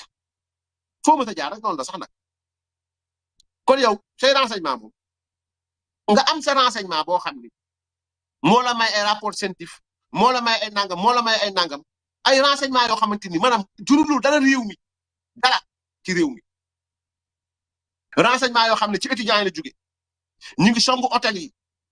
ñu ngi songu nit ñi seen commerce yi ñu ngi agressé doomu aadama yi renseignement yi moom intéressé wu leen mais renseignement politique ak ngeen takkale opposition moo leen intéressé continué leen noonu kon ces affaires de 2 téléphones dañ ko ngandal niñ ngandalee woon kaaw Wally Ballago Seck niñ ngandalee woon kaaw Farba Ngom ak Tahirou Sarr nga ca des noonu la ñuy ngandalee kaaw Farba Ngom moo tax da ngeen leen di bàyyi parce que leur ennemi c'est le temps. Leur ennemi, c'est la vérité. Parce que quand on nage dans le mensonge, quand on nage,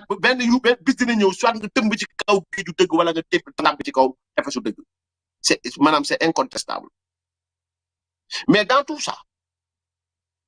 il y a une idée où tu dis, c'est des gassama. Comment ndax bind na, comment ndax bindul, mais man, boy bi décédé, ak liñ def université bi ndax gis ngeen c'est des gassama bind ko, wala mu wax. Voilà mon dénonce. Je ne crois pas l'avoir. Sérieusement. Waxuma na def nako, waxuma def ko. Parce que Dembo Ndiaye. Lañu gis Seydi Gassama accusé Macky Sall. Crime. tey nooy def ak Ousmane Sonko la même police le même état ci circonstances yoo xam ne diamétralement opposé ñu dugg université jàpp ay sénégalais yu am droit ay droit de l'homme yow miy défendre droit de l'homme Amnesty International di leen dóor casque-loup di leen dóor ay bouclier di leen football di leen gazé di leen dóor ay maanaam ay nangam sangam ba mu am ku ñàkk bakkanam selon la police dafa tëb te boobu moo gën a garaaw billahi boobu moo gën a garaaw mooy dafa tëb nee nañu ay étudiants yi nee nañ dañ ko fekk ci biir maa ngi ñëwul ci ñoom massacre maanaam torturé ko Seydi Gassama man dégguma ko mu wax wala mu bind ci lu jëm noonu donc Seydi Gassama a un combat un seul combat c'est détruire le président Macky Sall et protéger Ousmane Sonko quelle que soit la bavure bi muy def tant que gisuma communiqué bi mu def critiquer wala mu taxer le régime de Ousmane Sonko de criminel c'est de cela qu'il s'agit parce que ce sera pour déduction par déduction du moins selon Youm par déduction si ce qui s'est passé entre 2021 et 2024 ci li nit ñi taal Seydi Gassama yaa waxal ci nit ñi songu caserne gendarmerie taal ko ci ay tribunaux taal ko ci ay nangam c'est que ñooñu nga mën tuddee détenu politique ba dem di leen séddale 5 milliards des étudiants qui courent derrière leur bourse à qui on a privé la nourriture ils n'ont pas de droit ou bien chez Amnesty International le droit fonctionne à géométrie variable amoo gàcce c'est-à-dire Amnesty International war nañu xam ne kii taxawul c'est un politicien encagoulé donc on attend sa position parce que ku mu neex nga layal parce que tey jii nii nu mu tudd sax Bamba Cissé nee na par exemple tey policiers yi defuñu nangam entre 2021 et 2022 on attend vos preuves lan la policiers yi def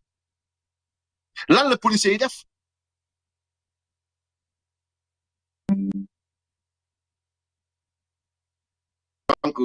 c'est la même police centrale sauf que Bara Sangara dafa dem Tendeng ñëw c'est les mêmes policiers sauf que mutation dafa am ñeneen ñëw c'est le même code pénal sauf que yéen da ngeen ñëw keneen dem c'est le même code de procédure pénale sauf que yéen dañoo dem ñeneen ñëw maintenant on attend de Seydi Gassama un communiqué on attend de ces universitaires qui avaient pris leur stylo leur encre pour tirer sur Macky Sall on attend leur réaction mais l'acte a été prémédité wax ko par Ousmane Sonko bi mu dem naa école de police tëju naa ak policiers yi wax leen la ma leen wax zéro tolérance c'est prémédité il l'a dit déggu leen ko daa dafa ne dama tëju ak policiers yi wax leen li ma leen di wax naa ko ministre de l'Intérieur zéro tolérance donc il l'a prémédité il a commandité il a donné les ordres jusqu'à ce qu'il y ait mort d'homme oui c'est lui donc fekk crime am na c'est lui le premier criminel madame ma ñëw ni que tey mi ngi nii ils seront traqués arrêtés rendus en justice et sanctionnés bu soobee yàlla loolu tolérance dootul am ba ci ki nga xam ne mer na am nu mu ko bëgg a wone ak nu mu ko bëgg a doxalee c'est ça le plus grave c'est-à-dire balaa ñuy xool mi ngi nii dafa ne dama dem école de police dañuy tax naa seeti ñëpp tëju ak policiers yi wax ak ñoom wax leen ni à partir d'aujourd'hui zéro tolérance wax ni jot naa ay renseignements yoo xam ni opposition bi wala nangam ñi ngi dem di financer boy yi le lendemain la veille la ñu gis oto yi daw di dem pour charger ji étudiants yi boobu amagul woon dara y avait absolument rien du tout donc l'acte a été prémédité l'acte a été commandité par Ousmane Sonko exécuté lâchement par Bamba Cissé donc si Pastef peut dire de Antoine Diome du général Moussa Fall du président Macky Sall si Pastef bëgg nañ taxaw ne ñii ay criminels lañu non ils avaient défendu la République ils avaient défendu la République parce que aujourd'hui les chefs d'accusation yi commissariat Bara Sangaré nee na moom lay saytu acte de vandalisme qui est plus vandale que Pastef dans ce pays, qui est plus voyou que Pastef dans ce pays, qui a incendié plus que Pastef dans ce pays, qui a saccagé plus que Pastef dans ce pays. Vous appelez allègrement vos 1000 personnes, 1000 voyous, vous les appelez comme ça, des détenus politiques. Mais les étudiants, c'est des voyous. Les étudiants, c'est des voyous qui ont été influencés par l'opposition sénégalaise, qui n'ont les 105 personnes arrêtées, donc c'est des vandales, etc., etc. À côté, vous vous permettez de vous distribuer 5 milliards, vous donnez un statut spécial. L'autre côté encore, vous, les étudiants, c'est une bourse de Nikas, ni Pastef, qui a bénéficié de 5 milliards de francs CFA, c'est parti pour sauver les fesses de leur leader. Le combat, c'était ça. Parce que Ousmane Sonko moo leen ci woo, l'ère des gladiateurs, le mortel combat. moo tax ñi ci dee seeni waajur nañ leen wàcceel kaamil, ñi ci blessé muñ leen, vous n'aurez pas de procès. Ils viennent de vous le montrer. Ils viennent de vous montrer que l'État a le monopole de la violence. Donc, c'est amatique. Et c'est malheureusement ça. Donc, mbir maa ngi noonu amoon nañ mbégte bu baax a baax sant leen gërëm leen wasalaamu aleykum wa rahmatullahi taala wa barakaatu. Cheikh Alamine Mbacké di seet ci jàmbaar ja Maulana Cheikh Sidi Muxtaar ku ne xam na ni donn woon na ci maamam secret fasu ngóor gu doy waar Cheikh Alamine ana suñu fas gi. fas gaa ngi nii ma yor ñëpp xam nañ liy mbiram képp koo xam ne da ngaa nekk mag mbaa ndaw am jafe-jafe néew kàttan moo xam néew kàttan nu mu la mën a dalee nga jël fas gi incha allah rabbul alamin da nga tàqu néew kàttan moo xam sa awara day nooy di lax di del ak nu mu la mën a dalee rek billahi wallahi wal kitaabi boo jëlee fas gi sa aajo dina faju incha allah rabbul alamin. Cheikh Alamine Mbacké di seet ci jàmbaar ja Maulana Cheikh Sidi Muxtaar ku ne xam na ni donn woon na ci maamam secret fasu ngóor gu doy waar Cheikh Alamine ana suñu fas gi. fas gaa ngi nii ma yor ñëpp xam nañ liy mbiram képp koo xam ne da ngaa nekk mag mbaa ndaw am jafe-jafe néew kàttan moo xam néew kàttan nu mu la mën a dalee nga jël fas gi incha allah rabbul alamin da nga tàqu néew kàttan moo xam sa awara day nooy di lax di del ak nu mu la mën a dalee rek billahi wallahi wal kitaabi boo jëlee fas gi sa aajo dina faju incha allah rabbul alamin. Cheikh Alamine. am comme revenu lan lañ ciy dagg lii rek lañ leen jàngal. mais loolu jëmale wuñ ko ci étudiants yi. ci ñun lay am peut-être. déedéet buñ ko jëmaloon étudiants yi coow du am. xëy na ñàkk déggoo la loolu la ministre wax sànq. jàpp na ne bourse yi ñu ngi koy fay à temps. et que jëluñu décision dogal dagg ci quoi que ce soit. daaw ni ko moom dinañ ci jot. daaw du ñàkk déggoo ñàkk wax dëgg la. du ñàkk déggoo ñoom ba ñu wut réew mi waxuñu woon luy étudiants yi pourtant ñoom ba ñu moment bi ñu wut réew mi. am na ñu fi nekkoon naan étudiants yi lii du wëy ñoom ñu ne dana wëy bu ñëwee. dégguma la étudiants yi saaga nañ fi benn sëtu maam Alaaji Malick ci dana leen moom bu ma jëloon réew mi damay résoudre kudd parce que nee na jàng ñu lay fay moom xamu ko pourtant saaga nañ ko ci loolu ànd ak waa Pastef yi di xas soxna si ci loolu tey jii ñii liñ bëgg a def nu mu tudd te nag les règles du jeu boo koy changé da ngay bàyyi ba match bi jeex. ça signifie quoi. ñoom dañoo war a fexe ba rappel yeeg bourse yi ñu fay ko. ñu lijjanti ko déjà ba école tëj. bu école tëjee. ñu woo leen nag ne leen dañuy réformer amee luñ leen dërëm ndax fay nañ leen lépp. léegi dañuy réformer contrat moom